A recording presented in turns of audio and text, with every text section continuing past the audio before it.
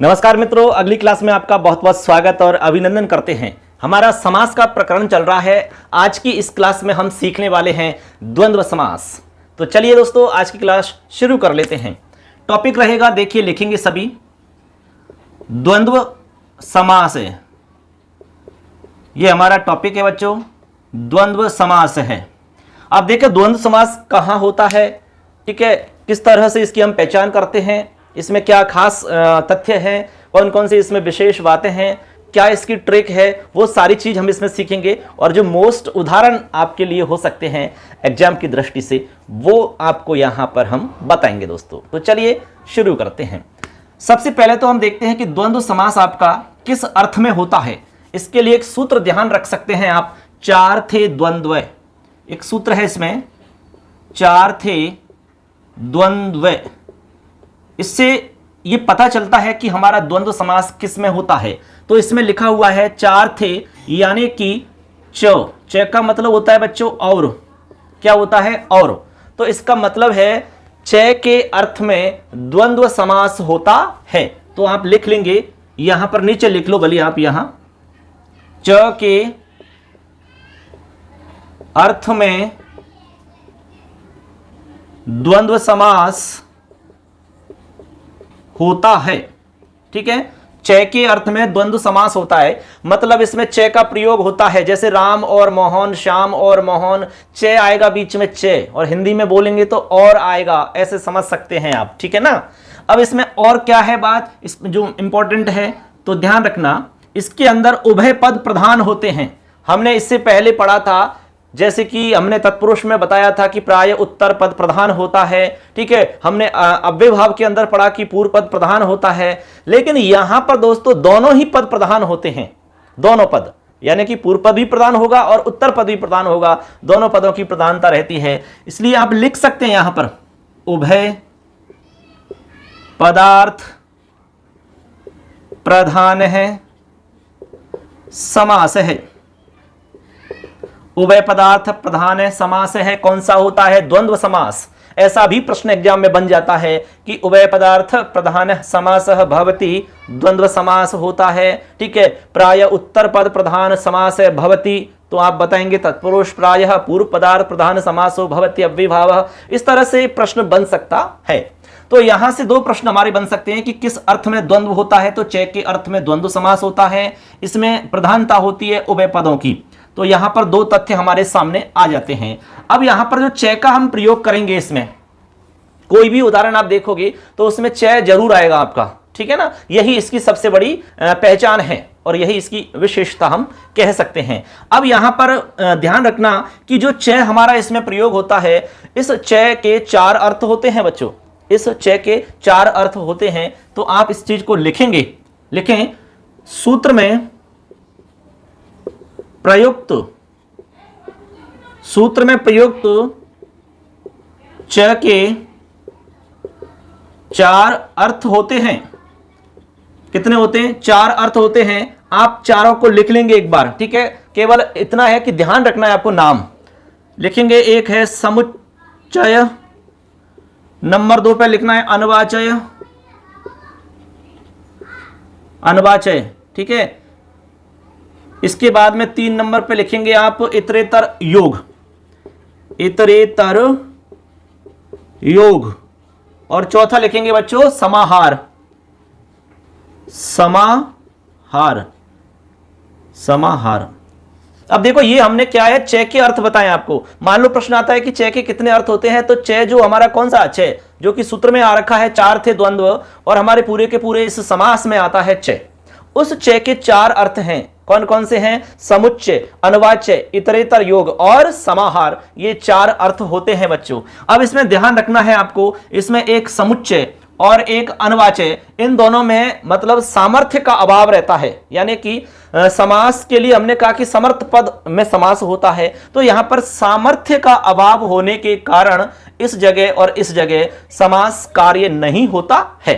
तो इस चीज को आप लिख लेंगे, यहां पर नोट करें आप इस चीज को, लिखेंगे यहां पर बच्चों के लेकिन, लेकिन समुच्चय और अनवाचय, समुच्चय और अनवाचय में, समुच्चय और अनवाच्य अर्थ में, ऐसा लिख लो, अर्थ में सामर्थ्य का अभाव होने के कारण, सामर्थ्य का अभाव होने के कारण समास नहीं होता है। यानी समुच्चय और अनवाच्य में, ठीक है, समुच्चय और अनवाच्य जो अर्थ है, इन अर्थों में सामर्थ्य का अभाव पाया जाता है बच्चों। इसीलिए हम कह सकते हैं कि यहां पर समास कार्य नहीं होगा। क्या नहीं होगा? समास कार्य यहां पर नहीं हो सकता है। तो यहां तक आप समझ गए होंगे कि भाई च के हमारे 4 अर्थ होते हैं और इसमें 4 में से समुच्चय और अनवाच्य में समास कार्य नहीं होता है। इतना आप नोट कर लीजिए। इसके बाद में हम आगे बात करेंगे भेदों की, कि हमारा द्वंद्व समास के कितने भेद होते हैं वो हम जानेंगे। इसके बाद में जानेंगे लिंग का निर्धारण कैसे होता है, फिर एक एक को हम समझेंगे, उनके उदाहरणों को समझेंगे। ठीक है बच्चों, इतना नोट करिए फटाफट। अब लिखेंगे बच्चों, यहां पर आगे लिखो आप द्वंद्व समास के भेद लिखिए। यहां पर टॉपिक डाल लेंगे आप, द्वंद्व समास के भेद, द्वंद्व समासस्य भेदाः।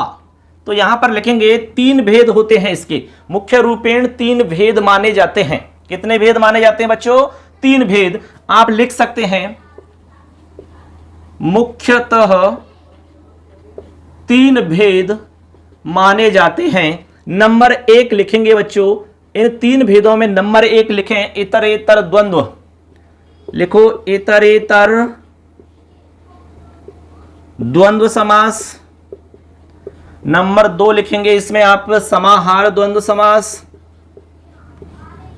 समाहार द्वंद्व हो गया। इसके बाद में तीसरा लिखेंगे एक शेष द्वंद्व समास। ऐसे करके यहां पर 3 हो जाते हैं बच्चों हमारे। इतरेतर द्वंद्व समास हो गया, एक हमारा समाहार द्वंद्व समास हो गया, और एक हो गया हमारा एक शेष द्वंद्व समास।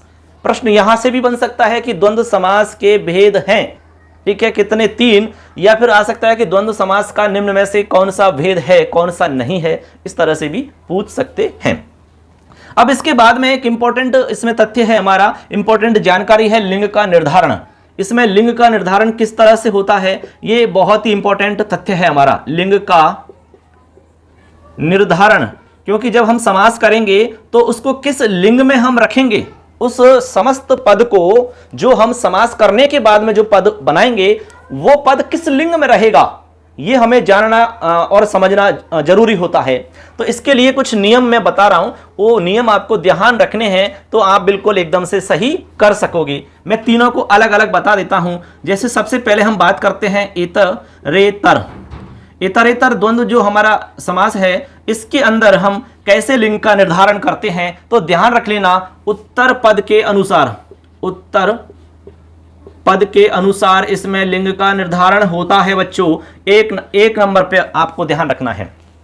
इसका मतलब क्या हुआ? इसका मतलब है कि इतरेतर द्वंद्व समास हम जब करेंगे तो उसमें उत्तर पद जो होगा हमारा, मतलब बाद वाला जो पद है, यानी सेकंड वाला जो पद रहेगा, एक तो होता है पूर्व पद, एक होता है हमारा द्वितीय पद। तो जो उत्तर पद है, बाद वाला पद है, उसका जो लिंग होगा, मान लो वो पुल्लिंग है, ठीक है, तो पूरा का पूरा पद आपका पुल्लिंग बनाना होगा। यदि स्त्रीलिंग में है तो पूरा आपका समस्त पद स्त्रीलिंग में होगा। यदि नपुंसक लिंग है तो पूरा का पूरा पद आपका नपुंसक लिंग हो जाएगा। ऐसा इसका मतलब है। तो इतरेतर द्वंद्व समास के अंदर हम जब पूरे पद का समास होने के बाद में जो हमारा पूरा पद बनता है उसको किस लिंग में रखना है, तो ध्यान रखना उत्तर पद के हिसाब से उत्तर पद देखना है कि वो किस लिंग में है। जैसे माता च पिता च। अब यहां पर उत्तर पद कौन सा है बच्चों? पहला पद तो माता है और दूसरा यानी कि उत्तर पद पिता है। अब यहां पर जब हम पूरे पद का निर्धारण करेंगे लिंग का, तो वहां पर हम किसके आधार पर करेंगे? माता च पिता, यानी पिता के आधार पर करेंगे। अब पिता किस लिंग का है आप जानते हैं, पुल्लिंग का है, तो पुल्लिंग बनाएंगे उसको हम। समझ गए बात को? ऐसे आपको ध्यान रखना है। आगे सुनो, इसमें आगे है हमारा समाहार। समाहार ले लो 2 नंबर पे समाहार। अब समाहार जो द्वंद्व है इसके अंदर कैसे करेंगे भैया बताइए समाहार द्वंद्व के अंदर? तो समाहार में फिक्स है, नित्य नपुंसक लिंग एक वचन होता है। नित्य नपुंसक लिंग एक वचन में आपको रखना होगा। जो आपका समस्त पद बनेगा समास करने के बाद में, उसको आपको क्या करना है, उसको किस लिंग में रखेंगे? नपुंसक लिंग एक वचन में रखना होगा। यानी नपुंसक लिंग तो फिक्स है ही, और वचन भी फिक्स कर दिया, एक वचन में रखना है आपको बस। इसके अलावा जो समस्त पद होगा उसमें यदि दीर्घ स्वर है, यहां ध्यान रखना, इसी की बात कर रहे हैं, अंतिम दीर्घ स्वर जो होगा उसको ह्रस्व स्वर कर देंगे। यानी अंतिम दीर्घ स्वर्ग की जगह हम ह्रस्व कर देंगे इसमें समाहार द्वंद्व के अंदर, ध्यान रखना ये, ठीक है ना। इसके बाद में 3 नंबर पे है एक शेष, एक शेष द्वंद्व। अब एक शेष के अंदर हम लिंग का निर्धारण कैसे करेंगे? तो लिख लीजिए शेष बचे हुए, शेष पद या बचे हुए या शेष बचे हुए पद के अनुसार। देखिए इसमें क्या होता है, एक पद शेष रह जाता है, इसीलिए एक शेष समास इसको कहते हैं। तो जो शेष रह जाता है, जो बच जाता है, उसी के आधार पर लिंग का निर्धारण हो जाएगा। तो ऐसे करके हमने लिंग निर्धारण के यहां पर 3 नियम बताए हैं। तीनों समासों में अलग अलग मैंने बात बताई। जैसे सबसे पहले हमने कहा कि इतरेतर, इतरेतर के अंदर जो बाद वाला पद होगा उत्तर पद, उसके हिसाब से लिंग का निर्धारण करना है। समाहार में फिक्स है, नित्य नपुंसक लिंग एक वचन रहेगा। दूसरी बात, अंतिम स्वर दीर्घ है तो उसको ह्रस्व कर देंगे।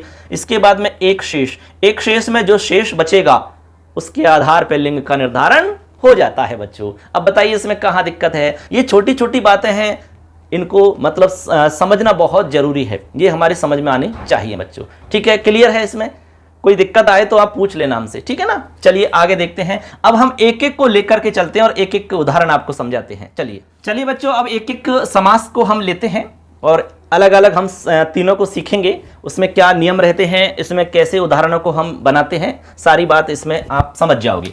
तो सबसे पहले हम सीख रहे हैं, आप नोट करेंगे, इतरेतर द्वंद्व। इतरेतर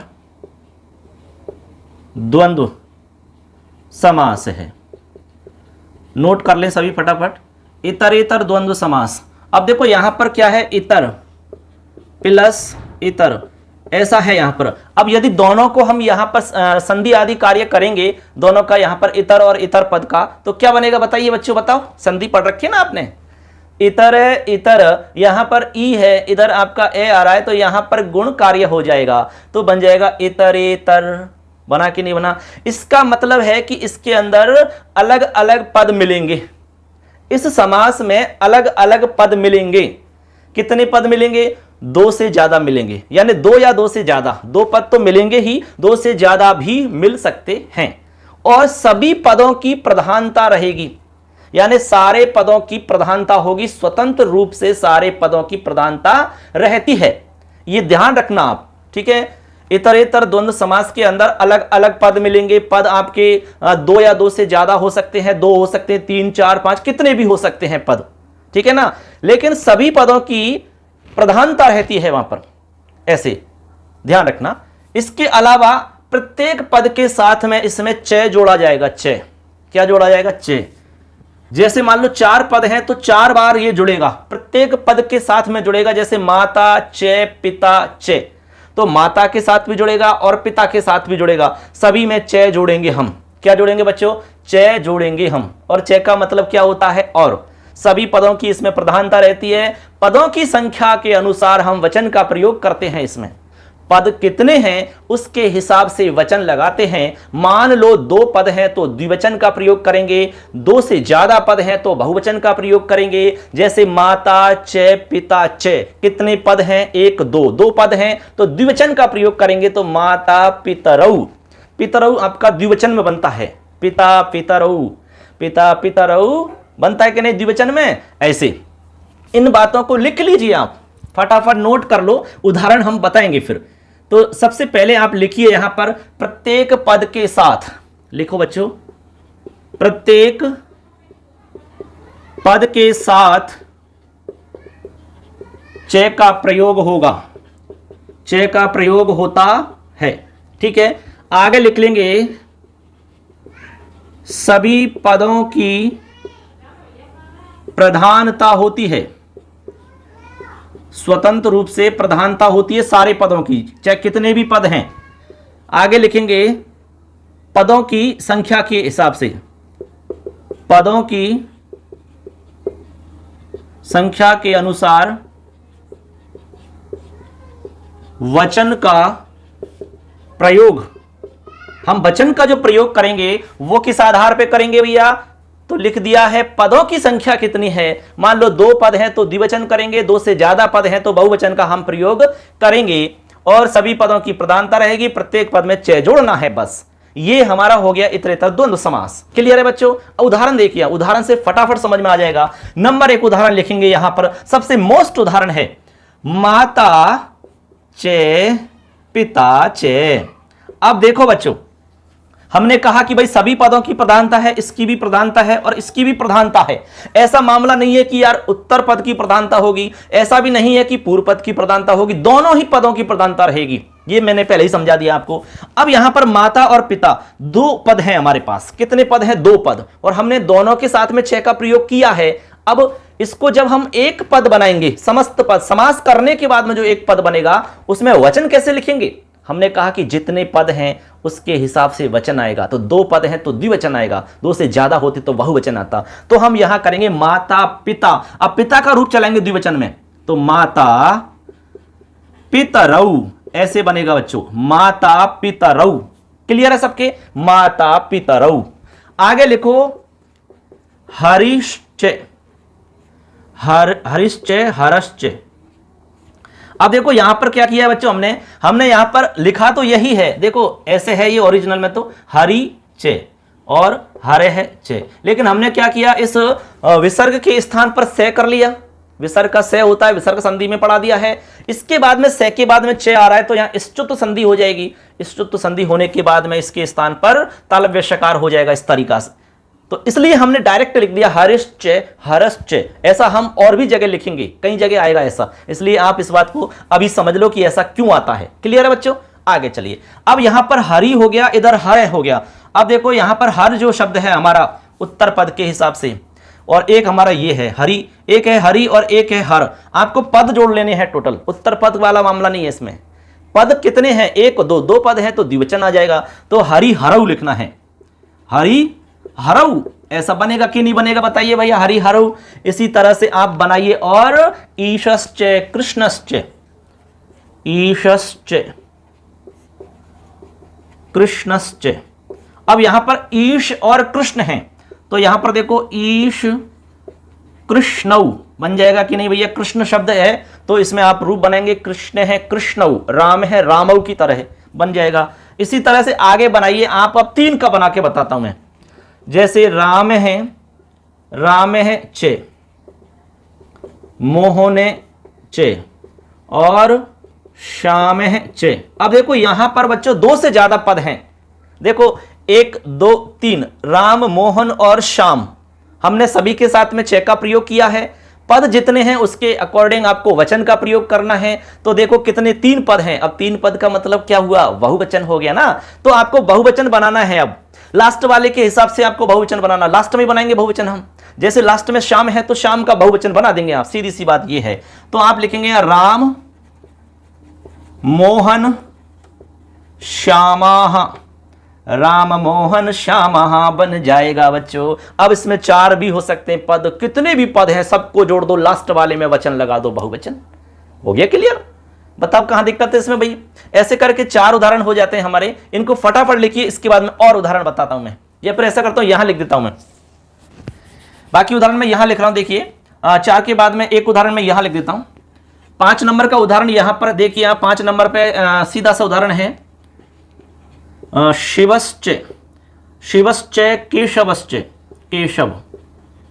देखो अब यहां पर शिव है और केशव है, शिवश्च केशवश्च। ऐसा क्यों आया मैंने बता दिया अभी, शिव धन केशव है, शिव च केशव च, ऐसा है ये ओरिजिनल में। तो संधि आदि कार्य करके दिख रहा है शिवश्च केशवश्च। अब यहां पर शिव केशव बन जाएगा, सीधा सा है शिव केशव। बनेगा कि नहीं बनेगा बताइए, बहुत ही आसान है। इसके बाद में यहां चलिए सीधा राम है चे, अब मैं अलग अलग लिखता हूं, लक्ष्मण है चे। देखिए यहां पर दो हो गए राम और लक्ष्मण, तो क्या बनेगा अभी बताइए। अब लक्ष्मण में द्विवचन लगाना है तो राम लक्ष्मणौ, राम की तरह तो लक्ष्मण का रूप चलेगा ना, लक्ष्मण है लक्ष्मणौ लक्ष्मणाः, रामे रामौ रामः, इसी तरह तो चलता है। इसके बाद में है आपका लाभ है चे, ए लाभ है चे। देखो लाभ और ए लाभ, तो क्या बन जाएगा लाभ। अब लाभ में ए लाभ जो ए लाभ है जोड़ेंगे तो यहां दीर्घ संधि हो जाएगी कि नहीं, तो लाभ लाभा लाभौ, ऐसा बनेगा कि नहीं बताओ, लाभा लाभौ बना कि नहीं बना बताइए भैया। अब ये क्यों बना बताओ, कौन बताएगा इसको। लाभा लाभौ बनता है कि नहीं बनता है ये बताइए आप सबसे पहले। तो लाभ और ए लाभ, तो यहां संधि करेंगे ना, लाभ ए लाभौ, ऐसे बनेगा संधि करके, ठीक है।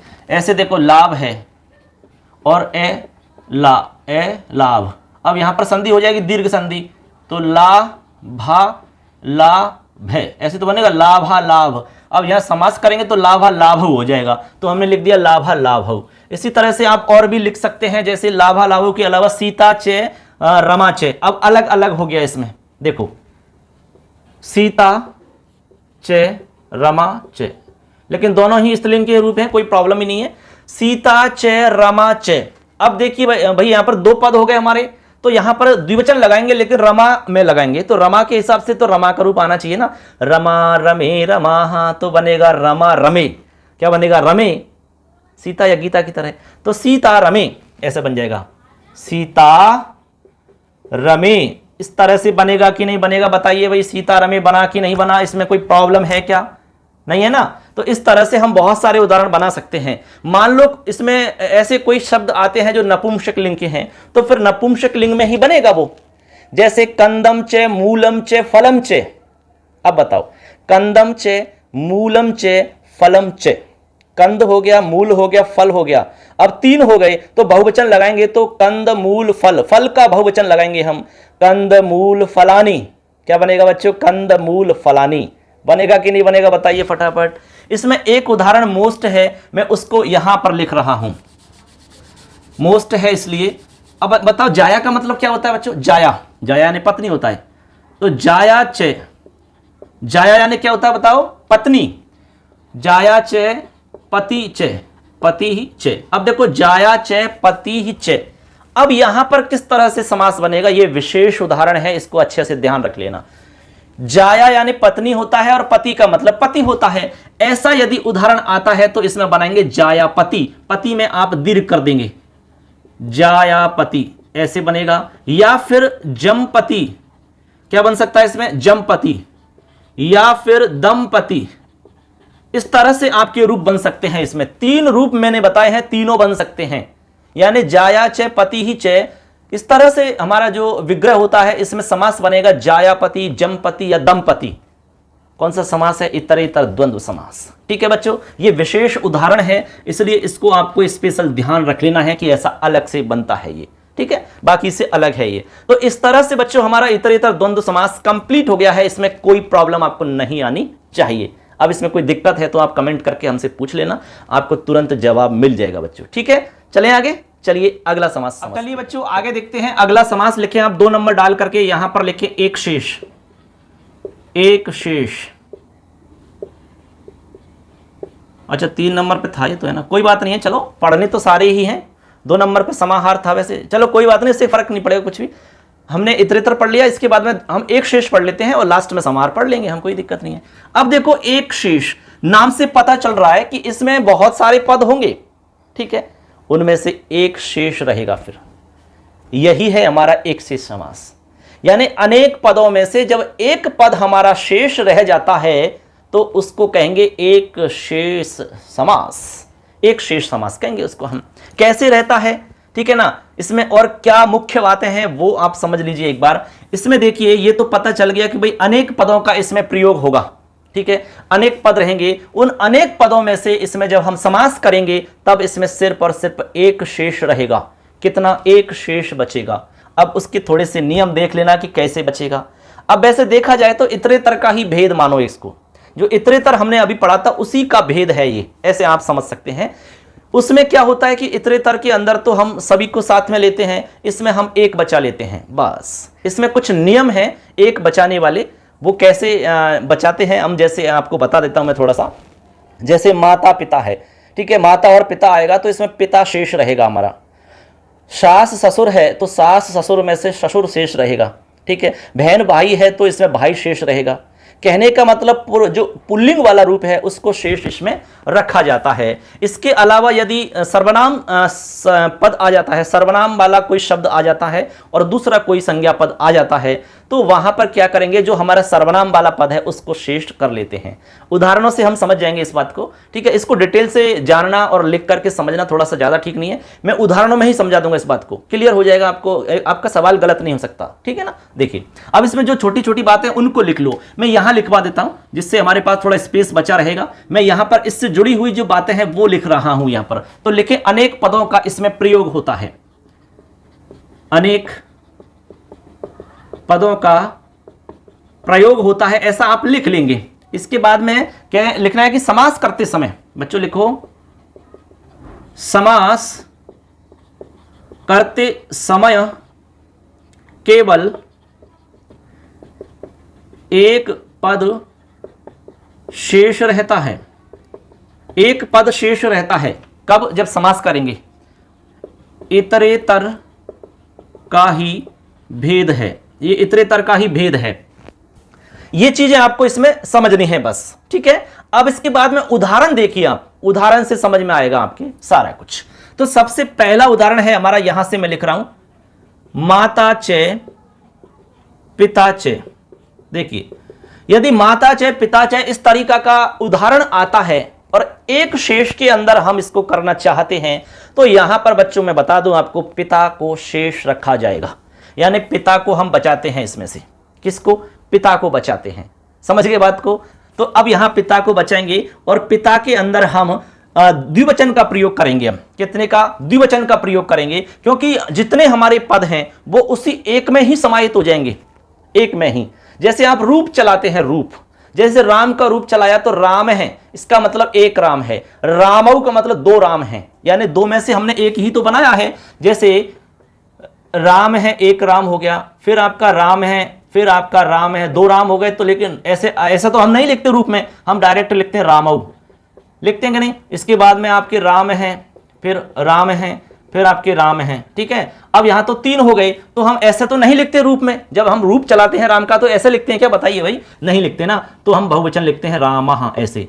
तो हमने क्या किया, एक राम को शेष कर लिया, एक राम को बचा लिया, क्योंकि सेम है, सेम है तो एक बच गया, ठीक है। एक को हमने कॉमन ले लिया ना, ऐसे तो राम हो गया। लेकिन इसमें दोनों के गुण आने चाहिए ना, तो दो राम है तो द्विवचन लगाएंगे हम।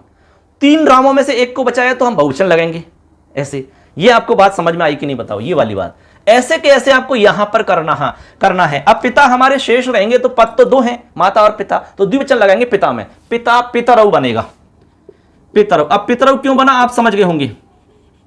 अब एक शेष का जो कार्य है, ये एक शेष वाला कार्य हमारा विकल्प से होता है, ठीक है, यहां पर इस जगह पर। तो यहां पर हमारा माता पितरऊ भी बनता है, जो कि मैंने इतरेतर में समझा दिया आपको। तो यहां पर बन जाएगा पितरऊ, ठीक है। इसके बाद में आगे लिखो बच्चों, इसमें एक शेष के अंदर, जैसे राम का उदाहरण ले लेता हूं मैं, रामश्च, रामश्च, ठीक है। रामः च, रामः च, ऐसा है ये, रामः च, रामः च। लेकिन हमने कहा कि संधि आदि कार्य करके रामश्च, रामश्च इस तरह का बन गया है। अब यहां पर एक राम को बचाएंगे, पद दो हैं तो द्विवचन लगा देंगे, तो बन जाएगा रामऊ। बना कि नहीं बना, बताइए। इसी तरह से आप यहां पर रमा ले ले, रमाच, रमाच। अब यहां पर दो रमा हो गई, अब दो रमा हो गई तो रमा शेष बचा लेंगे हम, और रमा का द्विवचन बना लेंगे, तो रमा रमे, क्या बन जाएगा, रमा रमे। अब यहां पर मान लो तीन रमा होती, मान लो रमाच, रमाच, रमाच, तो अब रमा बचा के हम उसका बहुवचन बनाते, रमा रमे रमाहा, ऐसा लिखते हम, रमाहा ऐसा लिखते। बताओ लिखते कि नहीं लिखते। इसी तरह आप और भी बना सकते हो, जैसे हरि का बना लेते हैं, हरि ही च, हरि ही च, हरि ही च। अब देखो यहां पर हमने 3 हरि लिखे हैं, हरि ही चे, हरि ही चे, हरि ही चे। अब 3 हरियों में से एक शेष रहेगा, एक शेष रहेगा, लेकिन ये 3 हैं पद, इसलिए बहुवचन का प्रयोग करेंगे। तो हरि हरि हरयः, हरयः, इस तरह से क्या आएगा बच्चों, हरयः।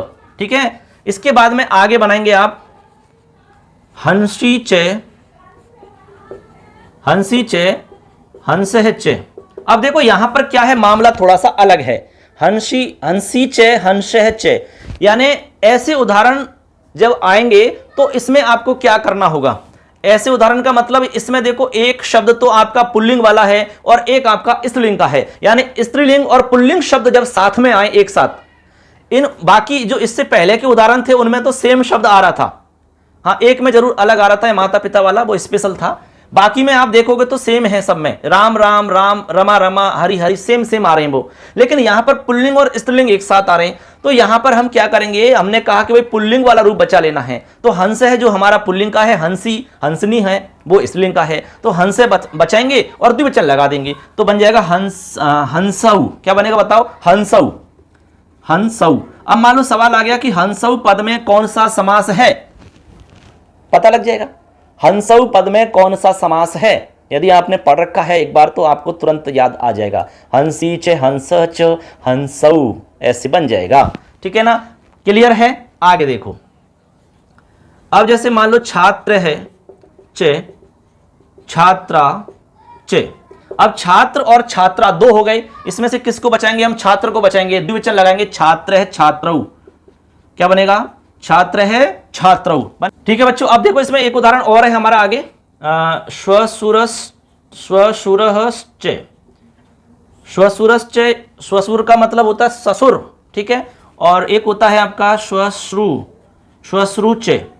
अब देखो यहां पर 2 पद है, श्वश्रु यानी सास और ससुर यानी ससुर। अब यहां पर हमने कहा कि भाई पुल्लिंग वाला रूप बचाना, तो ससुर का रूप बचाना होगा, तो यहां पर क्या बनाएंगे बताइए, बना लेंगे स्वसुरऊ, स्वसुरऊ। क्या बनेगा बताओ, स्वसुरऊ। ठीक है, तो यहां पर बन जाएगा बच्चों स्वसुरऊ। क्या बना, स्वसुरऊ। अब आगे देखो यहां पर 8 नंबर पे डाल करके एक स्पेशल उदाहरण है, सा चे, रमा चे। देखो अब यहां पर अलग उदाहरण इसलिए है कि भाई यहां पर हमारा सा आ रहा है, यानी कि सर्वनाम पद का प्रयोग हो रहा है, सर्वनाम का। तो ध्यान रखना जब इस तरह का उदाहरण आए जहां पर सर्वनाम पद का भी प्रयोग है, यानी कि सर्वनाम शब्दों का प्रयोग हो रहा है और इसके अलावा और कोई संज्ञा शब्द आ रहा है, ठीक है ना, तो ऐसी स्थिति में हम जब एक शेष करेंगे तो सर्वनाम वाला जो शब्द है उसको हम बचाएंगे शेष में। तो यहां पर हमारा सा बचेगा। अब पद हमारे 2 हैं, तो बताओ क्या लिखेंगे हम, सा ते, सा ते ताहा, ऐसा रूप चलता है ना, तो सा ते, हम यहां पर ते लिखेंगे, ते। अब देखो यहां पर मान लो आ गया सीधा कि भाई ते में कौन सा समास है, तो चक्कर पड़ जाएगा, इसलिए ध्यान से सुनना इनको और देखना। ते कैसे बना, सा चे रमा चे बराबर ते बना। क्या बना, ते। ठीक है, ऐसे रमा की जगह और भी कोई पद हो सकता है, इसमें ये फिक्स नहीं है कि भी रमा ही होगा, दूसरा कोई भी पद आप लिख सकते हो। इसी के साथ में एक और लिखेंगे आप, एश है चे, शिव है चे। देखो यहां पर एश है, एश यानी यह होता है बच्चों, एश यानी यह, जब कोई नजदीक होता है बच्चा तो उसको हम बताते हैं यह, एश है बालक है, ऐसा हम कहते हैं। दूर होता है तो हम सह का प्रयोग करते हैं, सह बालक है। ठीक है, तो एश है, शिव है। अब यहां पर हमने कहा कि सर्वनाम पद का पहले हम प्रयोग करते हैं ना, तो उसमें सर्वनाम को हम शेष करते हैं। तो यहां पर देखिए हमारा सर्वनाम ये एश है, तो इसको हम शेष कर लेंगे। अब इसका रूप चलाएंगे तो कैसे चलेगा, एश है एतऊ, तो यहां पर बन जाएगा एतऊ, क्योंकि 2 पद हैं तो द्विवचन लगाना पड़ेगा ना भैया हमें। ऐसे करके यहां हमारे ये उदाहरण हो जाते हैं। अब बताओ इसमें आपको कोई दिक्कत हो तो आप पूछ सकते हैं, ये सारे के सारे उदाहरण आपको समझ में आ जाने चाहिए। तो मैंने यहां पर उदाहरण आपको बताए, देखिए एक बार, माता चे पिता चे। तो यहां स्पेशल ध्यान रखना, माता पिता में जब इस तरह का उदाहरण आता है एक शेष के अंदर, तो आपको पिता शेष करना है। अब यहां जितने पद रहेंगे उसके आधार पर वचन लिखना है। 2 पद हैं तो हम पिता का रूप चलेंगे, पिता पितरऊ, हमने पितरऊ लिख दिया। इसी तरह से रामश्च, रामश्च सेम है तो रामऊ बन जाएगा, क्योंकि एक राम बचेंगे और 2 पद हैं तो रामऊ बना लेंगे। ऐसे रमाचे, रमाचे 2 पद हैं, रमा बचा के द्विवचन लगा देंगे, रमा रमे। ऐसे यह हरि हरि हरि 3 बार आया है, तो यहां पर एक हरि बचा लेंगे और 3 हैं पद, इसलिए हम बहुवचन लगा देंगे। तो हरि हरि हरयः, हरे आ जाएगा। इसी तरह हंसी च हंसे च, यहाँ पर स्त्रीलिंग है पुल्लिंग है, जब दोनों एक साथ आ जाएं तो पुल्लिंग बचाना है तो हंसव बन जाएगा। छात्र छात्रा में आपको छात्र बचाना है तो छात्रव बन जाएगा। श्वसुर और शास में से आपको श्वसुर बचाना है तो स्वसुरव बन जाएगा। साचे रमाचे, यहाँ पर आपको सर्वनाम पद बचाना है तो सा ते आ जाएगा, दो पद है इसलिए एशे चे शिवे चे, तो यहाँ ए तऊ आ जाएगा। इस तरह से हमारा ये एक शेष एकदम आपको अच्छे से समझ में आ गया होगा। ठीक है बच्चों, क्लियर है। और ये आपके मोस्ट उदाहरण है, एग्जाम में जरूर आएंगे। यदि पूछा यहां से कोई सवाल पूछेगा तो यहां से जरूर आपको एग्जाम में मिलेगा दोस्तों। ठीक है ना। चलिए एक लास्ट बच रहा, उसको भी सीख लेते हैं। चलिए बच्चों, अब हमारा लास्ट बचा हुआ है एक समास, उसको भी हम सीख लेते हैं। मतलब इसी के अंदर चल रहा है ना, हमारे 3 भेद बताए थे द्वंद्व के अंदर। तो हमारा इतरेतर हो गया, एक शेष हो गया, समाहार बचा हुआ है। समाहार लिखें आप। तीसरा है समाहार द्वंद्व समास। समाहार द्वंद्व समास। चलिए अब समाहार में क्या है, देखो पता लग रहा होगा, समाहार का मतलब आपका समूह होता है, यानी समूह की प्रधानता इसमें रहेगी, एक एक पद की प्रधानता इसमें नहीं रहती है।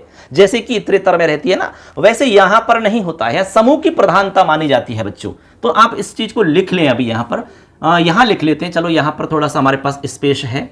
देखो इसमें क्या होता है, लिख लेंगे आप, समूह की प्रधानता रहती है। समूह की प्रधानता रहेगी, एक एक अलग अलग पद की प्रधानता नहीं रहेगी। जैसा इतरेतर में होता वैसा यहां नहीं होता। ठीक है ना, यानी समूह रहेगा, उसी का अर्थ निकलेगा, एक एक का अलग अलग नहीं निकलेगा। जैसे दाल बाटी चूरमा, दाल बाटी चूरमा, अब पूरे का जो पूरा हमारा पद है, पूरा एक समूह है, उसकी प्रधानता रहेगी यहां पर। अब मान लो आप दाल का अलग से देखें, बाटी का अलग देखें, चूरमा का अलग देखें, तो इनका कोई अस्तित्व नहीं होता है, अलग अलग अस्तित्व नहीं माना जाता है, अलग अलग प्रधानता यहां नहीं होती है। ठीक है, समझ गए बात। तीनों की मिलाकर के जो पद बनेगा तब एक अलग प्रधानता रहेगी तीनों की, वो रहती है समूह की प्रधानता। ठीक है ना, ऐसे आपको समझना है। तो यहां पर आप लिख लेंगे समस्त पद जो होगा हमारा, आगे लिखें जो समस्त पद बनेगा वो किस लिंग में रहेगा, तो समस्त पद नपुंसक लिंग एक वचन में रहता है। इसमें नपुंसक लिंग एक वचन में रहता है, इसको ध्यान रखना है आपको। आप जो समस्त पद बनाएंगे, यानी समास करने के बाद में जो हमारा एक पद बनेगा वो नपुंसक लिंग एक वचन में बनेगा बच्चों। किसमें, नपुंसक लिंग एक वचन में। एक बात और ध्यान रखनी है, अंत में यदि दीर्घ स्वर आए, अंतिम दीर्घ स्वर को ह्रस्व कर देते हैं, अंत में जो दीर्घ स्वर आएगा उसको ह्रस्व कर देते हैं, ऐसा इसमें आपको ध्यान रखना है। तो ये 3 बात हमने इसमें मोस्ट बताई है जो इससे रिलेटेड है समाहार द्वंद्व समास से। इसके बाद में हमें उदाहरण समझने हैं, बस कोई ज्यादा खास बात इसमें नहीं है, केवल ध्यान रखना है आपको ये 3 बातों का। ठीक है ना। अब उदाहरण देखते चलिए, फटाफट समझ में आ जाएगा। जैसे कि इसका सबसे प्रसिद्ध और फेमस उदाहरण है और मोस्ट उदाहरण है पाणी चे पादौ, पाणी चे पादौ चे। ठीक है, पाणी चे पादौ चे, पाणी का मतलब हाथ होता है और पादौ यानी पैर होते हैं। ठीक है ना। तो यहां पर हम देखेंगे पाणी और पाद, क्या है, पाणी और पाद। अब जैसे आप समास करेंगे तो हमारा पाणी जो है ये हमारा इस तरह से बदल जाएगा, छोटी ई की मात्रा हो जाएगी पाणी, और पाद शब्द जो है हमारा पाद। अब यहां हमने कहा कि भाई नपुंसक लिंग एक वचन में बनाना है तो पादम बन जाएगा, नपुंसक लिंग एक वचन में, तो अब बन गया पाणी पादम। अब यहां पर दोनों का समूह हो गया हमारा। अब यहां पर हम देखें कि यार पाणी की अलग प्रधानता होगी, नहीं, इसमें अलग अलग पद की प्रधानता नहीं होती। इस पूरे पद में, पूरे पद की यानी समूह की प्रधानता रहती है, पाणी पादम, इसकी यहां प्रधानता मानी जाती है।